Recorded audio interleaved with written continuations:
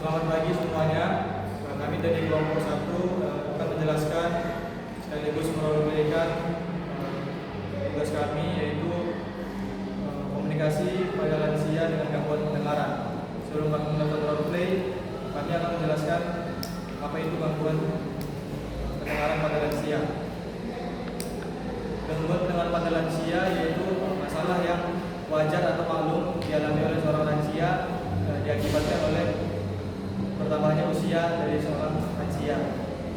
Kondisi ini mengakibatkan seorang lansia itu mengalami kesulitan dalam berkomunikasi.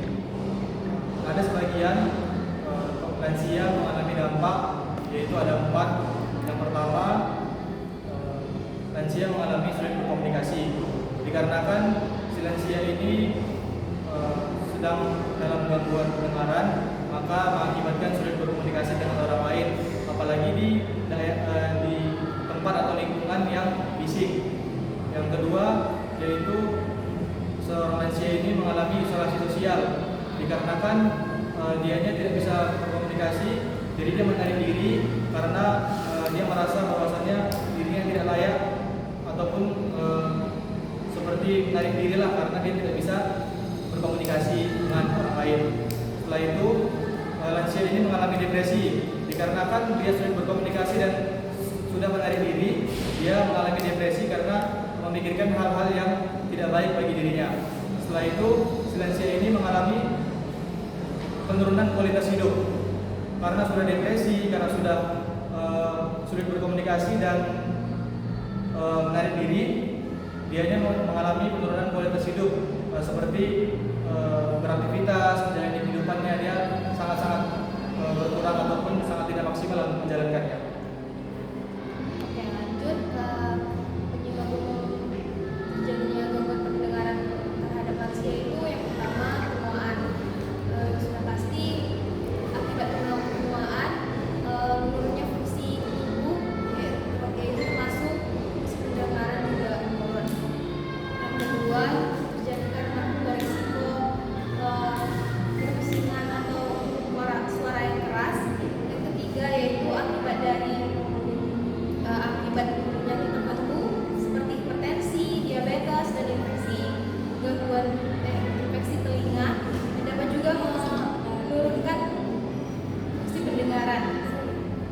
Yang terakhir itu pengaruh terhadap obat-obatan, karena obat-obatan tertentu juga dapat berdampak kepada pendengaran karena memiliki efek samping tertentu yang mengakibatkan gangguan fungsi pada pendengaran. Yaitu lanjut teknik komunikasi terhadap lansia. Yang pertama, orientasikan kehadiran perawat melalui sentuhan. Yang kedua, gunakan bahasa yang sederhana dan berbicara secara perlahan agar klien dapat memperhatikan dan memahami gerakan bibir. Yang ketiga, yaitu posisikan posisi tepat di hadapan pasien. Yang keempat, menggunakan jangan berbicara saat ketika umumnya. Yang kelima, menggunakan bahasa pantomim atau gerakan sederhana dan perlahan. Yang keenam, menggunakan bahasa isyarat atau bahasa jari. Yang ketujuh, apabila ada sesuatu yang sulit untuk disampaikan, bisa menggunakan melalui pesan tulisan ataupun gambar. Mungkin itu saja dapat kami sampaikan tentang gangguan lansia pada pendengaran.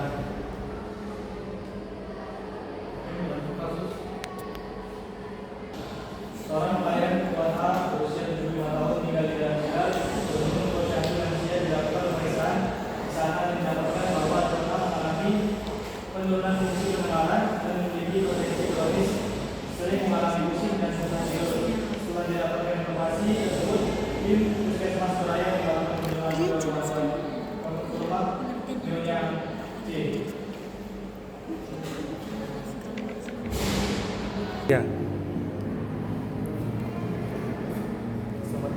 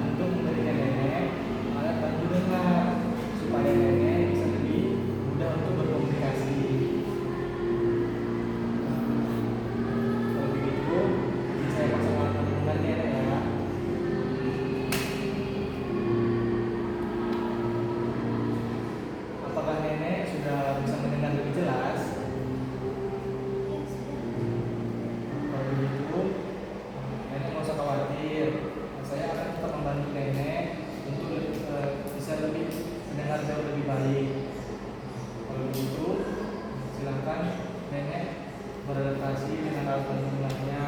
Semoga bisa membantu. Kalau begitu,